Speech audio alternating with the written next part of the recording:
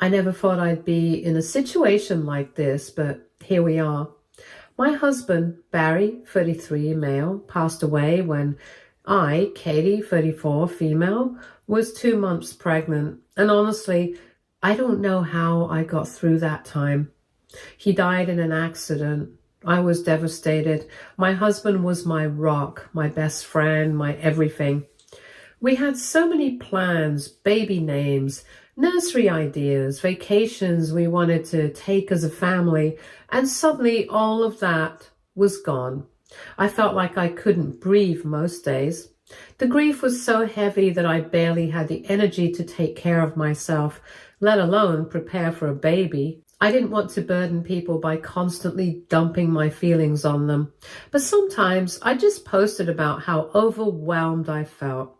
Nothing big, just stuff like, today's been hard, I feel like I can't do this without him, or I'm so tired and scared for the future. Honestly, it was just me venting into the void.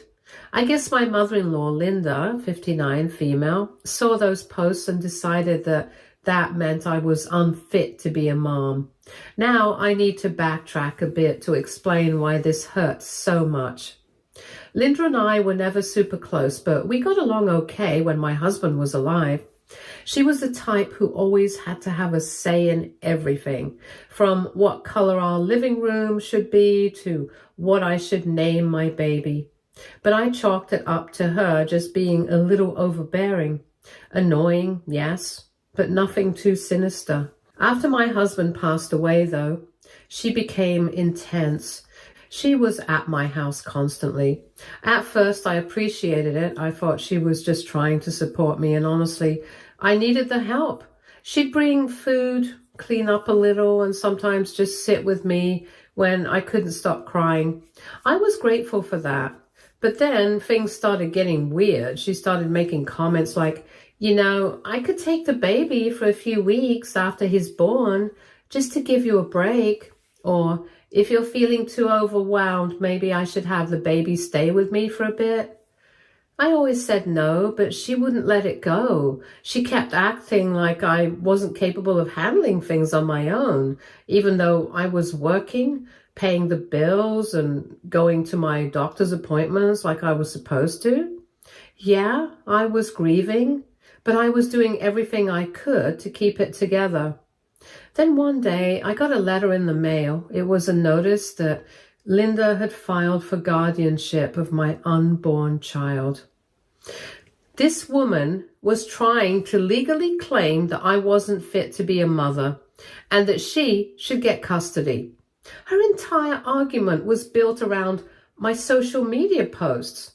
She printed them out, every single post where I had said I was overwhelmed, sad or scared, and tried to use that as proof that I couldn't handle being a mom. I was floored. I mean, what grieving person doesn't feel overwhelmed sometimes? I wasn't posting stuff like, I'm going to hurt myself, or I don't want my baby. It was just me being open about my feelings, but she twisted it into something awful. Thankfully, the court saw right through her. The judge basically told her that being sad after losing your husband doesn't mean you're a bad mom. The whole thing was dismissed, but I was furious and heartbroken. After that, I completely cut her off. I told her she would never see me or my son again. I didn't scream or yell. I just calmly told her I couldn't trust her and that I refused to have someone in my life who would try to take my child away from me. Of course, she played the victim afterwards. She told everyone I was keeping her grandson from her and that she was just trying to help, but I don't buy it. She knew exactly what she was doing, and I honestly think she expected me to just roll over and let her take control. I'm not sure what she thought her endgame was. Did she really believe I'd just hand over my baby? Did she think a judge would look at a few emotional posts and decide I wasn't good enough to be a mom? I still can't wrap my head around it. After everything with Linda, my mom stepped in and basically became my rock. She moved in with me a few weeks before my due date, so she could help out. And honestly, I don't know what I would have done without her. She didn't hover or try to take over. If I needed someone to cook dinner or fold baby clothes because I was too exhausted, she'd do it.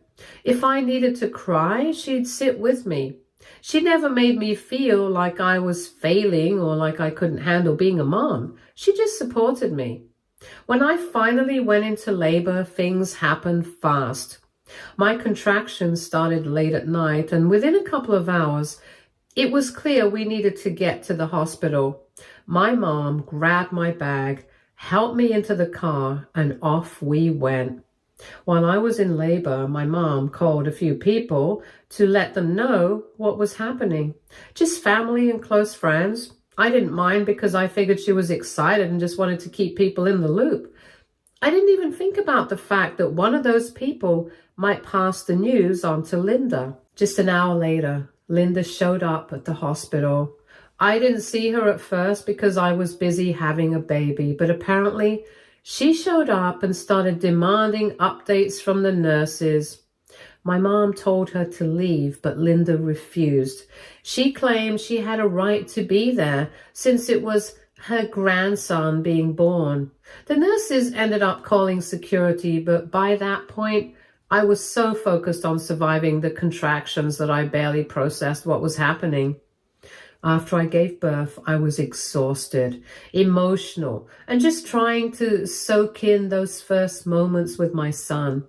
My mom was there, and everything felt peaceful for about 5 minutes until Linda somehow made it into my hospital room. I don't even know how she got in. Maybe she snuck past the nurses or convinced someone she was family, but either way, she walked right in like she belonged there.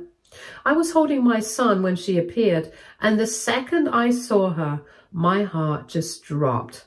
I told her to leave, calmly at first, but when she refused to go, I got louder. She tried to act all innocent, like, I just wanted to make sure the baby was okay. I told her I didn't care why she was there. I wanted her gone. But instead of leaving, she launched into this whole speech about how I was overreacting and how she was just looking out for the baby. I was stunned after everything she had done, trying to take my son away before he was even born. She really thought she could waltz into my hospital room and play the concerned grandma. She kept going too. She told my mom she was enabling my bad decisions and claimed I was cutting her out for no reason. At one point, she even tried to imply that I was being selfish for not letting her see her grandson. I was still in pain and still shaking from giving birth and honestly, just too tired to keep arguing. I ended up pressing the call button for the nurse, and when the nurse came in, I told her I wanted Linda out. Security came pretty quickly after that, and they finally dragged her out, but not before she shouted that I was damaging the baby by keeping him away from his family. I just broke down after she left.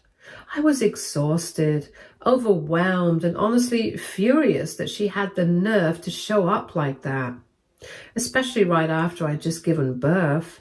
The worst part is that later I found out she had spent the whole day telling family members that she was just trying to help and that I had gone crazy and overreacted by throwing her out.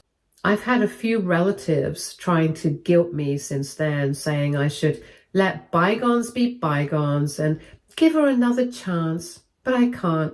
She didn't just cross a boundary, she bulldozed over it. She tried to take my son away from me before he was even born, and now she's acting like she's the victim because I told her to leave.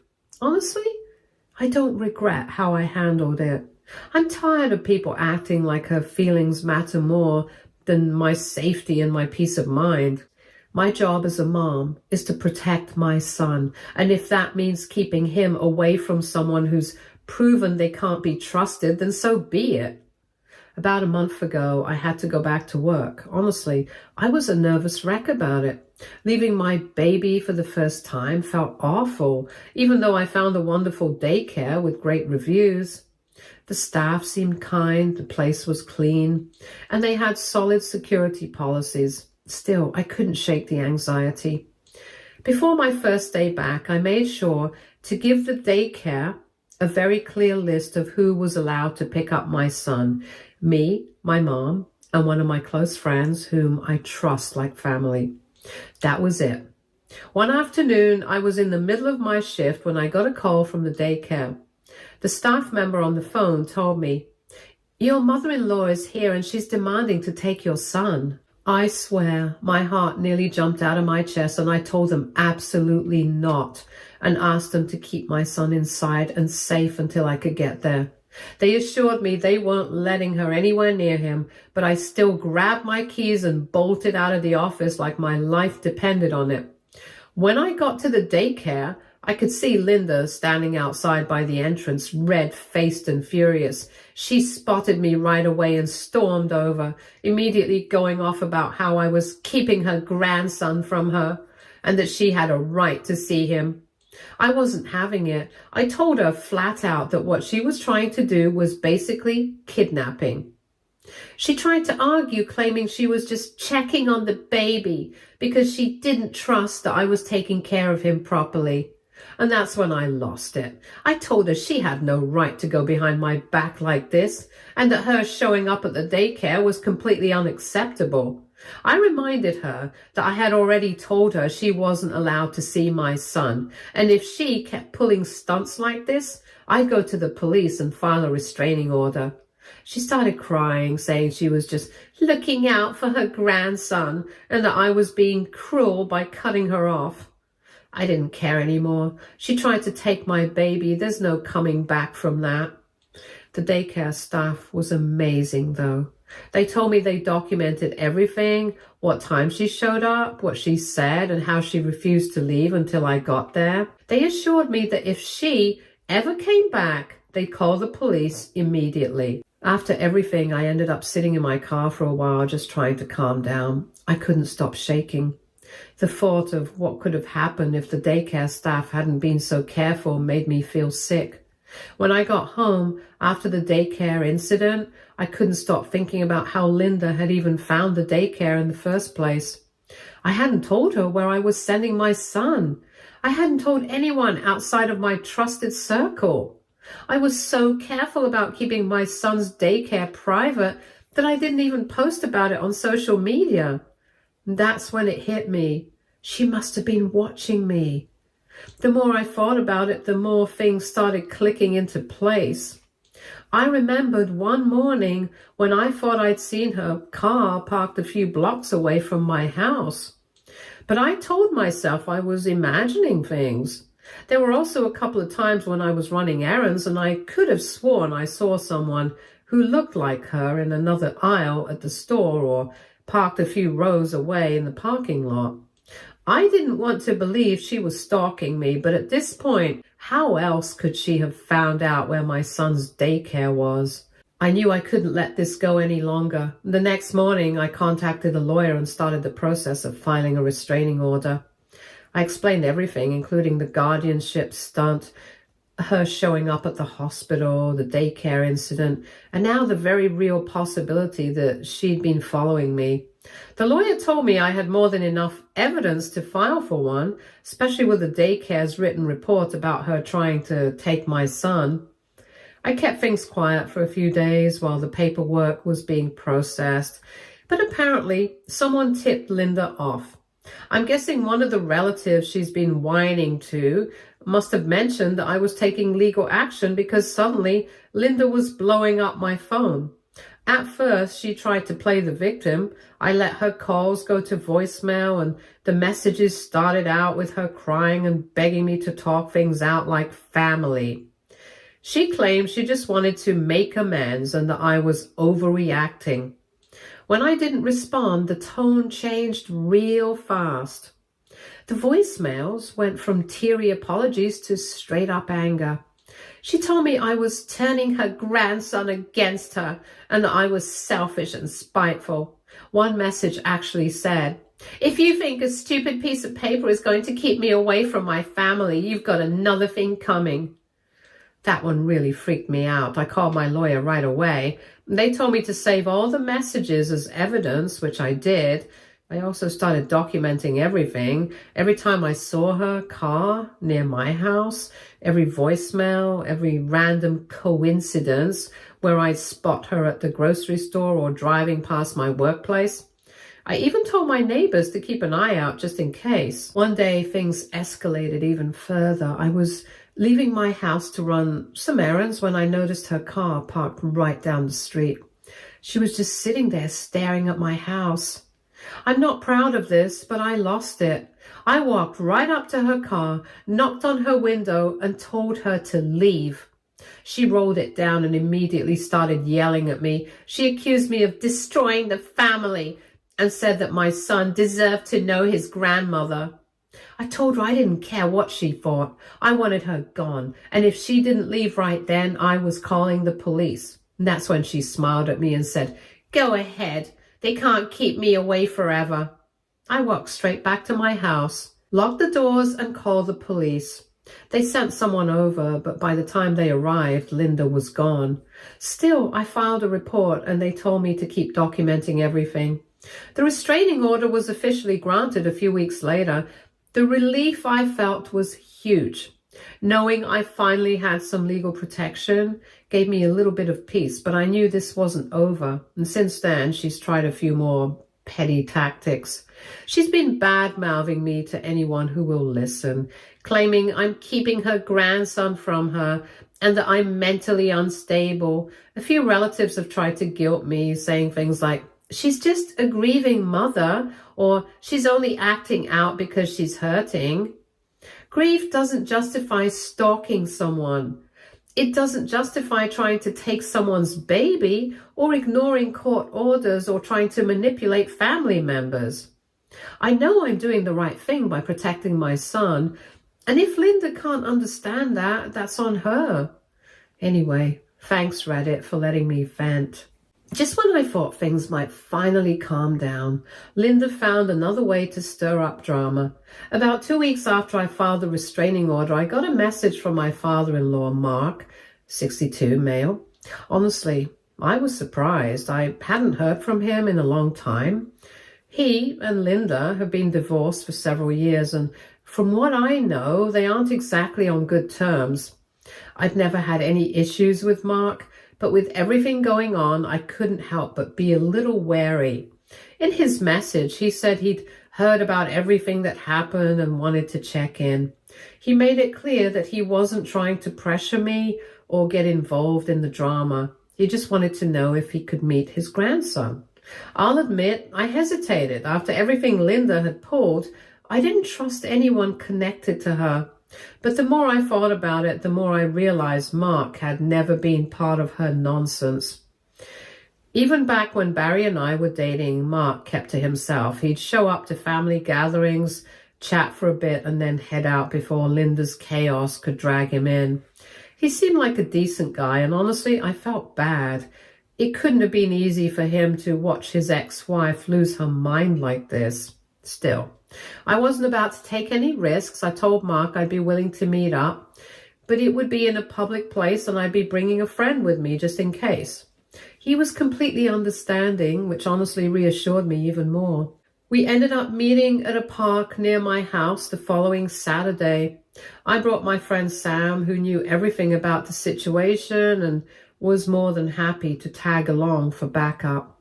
When we arrived at the park, Mark was already there, waiting on a bench. I was still a little on edge, but Mark couldn't have been more respectful. He kept his distance and didn't push for hugs or anything and just spent time quietly playing with my son. He brought a little stuffed elephant as a gift, and my son loved it. Watching them interact actually made me emotional. It was clear that Mark just wanted to be a grandpa. We ended up chatting for a bit while Sam kept an eye out. Mark apologized for everything that had happened with Linda. He said he wasn't surprised by her behavior, but admitted he didn't realize just how bad things had gotten. He even told me he fully supported me getting the restraining order and that he wanted no part of her drama. And after that, we both went home. Apparently, Linda found out about this meeting, and the next day, Mark called me again to let me know that Linda had found out about the visit. According to Mark, she absolutely lost it. She called him non-stop, leaving a string of angry voicemails demanding to know why he got special treatment when she was the one who cared the most. Mark said her messages were completely unhinged. She ranted about how I was brainwashing everyone and turning the family against her. She even tried to guilt him by saying things like, "I thought you were on my side," and "How could you betray me like this?" Thankfully, Mark wasn't having any of it, and he told her flat out that her behavior was the reason she was cut off in the first place. And if she kept harassing him, he'd block her. Apparently, that shut her up, for now at least. I can't even describe how relieved I was when Mark told me all this. After months of dealing with Linda's mind games and manipulation, hearing that someone else was calling her out felt like such a weight off my shoulders. Thankfully, since Linda legally can't contact me anymore because of the restraining order, she hasn't been able to dump all her theatrics on me. Instead, she's stuck fuming on the sidelines while I focus on my son and rebuilding my life. For the first time in a long time, things finally feel peaceful. Update 2. I really thought that this whole Linda thing was behind us, but I couldn't have been more wrong. Last weekend, my son's baptism took place. It was a small, intimate event. Just close friends and family, nothing extravagant. I didn't post about it online, and I kept the guest list tight because, frankly, I didn't want Linda finding out. Unfortunately, I underestimated how determined and petty she could be. The morning of the baptism started out great. My mom was helping me get everything together, and Mark came early to lend a hand too. The ceremony was held at a small church not far from my house. Everything was going perfectly. My son was quiet and calm, and the ceremony was beautiful. Then, as we were taking some photos outside the church, afterwards, my mom whispered to me, "Hey, isn't that Linda?" I froze. Sure enough, there she was, standing about 500 meters away across the street, just watching. She wasn't even trying to hide. She was just standing there. Honestly, it felt like something out of a horror movie. At first, I thought maybe she was just being creepy to make a point, but nope. A few minutes later, she started slowly walking closer. I could feel my anxiety building, and I told my mom and Mark what was happening. Mark immediately started walking in her direction. As soon as she saw him coming, she stopped and started yelling. She kept shouting things like, "I have a right to be here. You can't keep me from my grandson." I tried to ignore her and focus on my son, but she wouldn't stop. Eventually, Mark turned back and told me he didn't think she'd leave unless I went over there. I really didn't want to, but at that point, I didn't want her ruining the entire day either, so I walked over and told her she needed to leave. Of course, that set her off even more. She switched gears immediately, going from angry to teary in seconds. Suddenly, she was sobbing, rambling about how she was just trying to be part of her grandson's life and how I was cruel for shutting her out. I didn't budge. I told her straight up that she had no right to be there, and if she cared so much about being involved, maybe she shouldn't have tried to take my son from daycare or file for guardianship or stalk me. That's when her tears dried up and she went right back to raging. She screamed about how I was poisoning my son against her and how I was heartless and how my husband would be ashamed of me. She even said, "I bet he's rolling in his grave right now."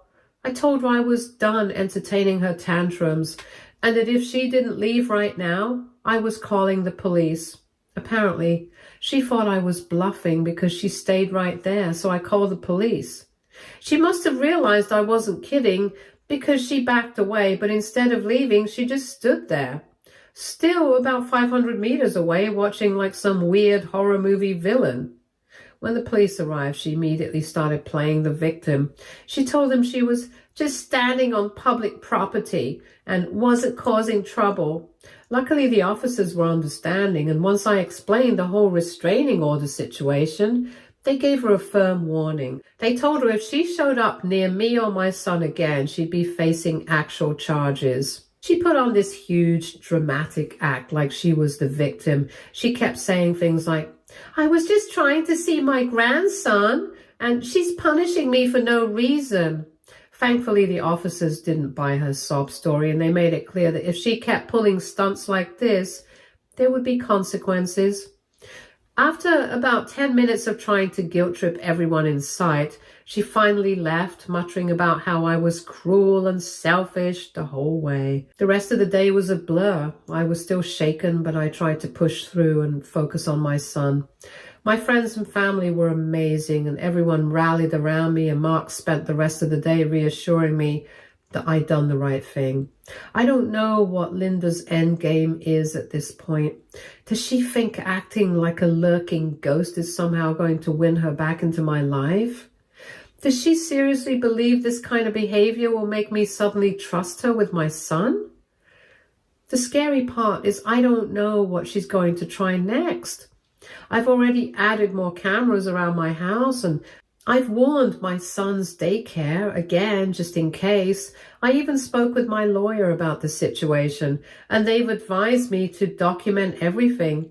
If she steps out of line one more time, I won't hesitate to press charges.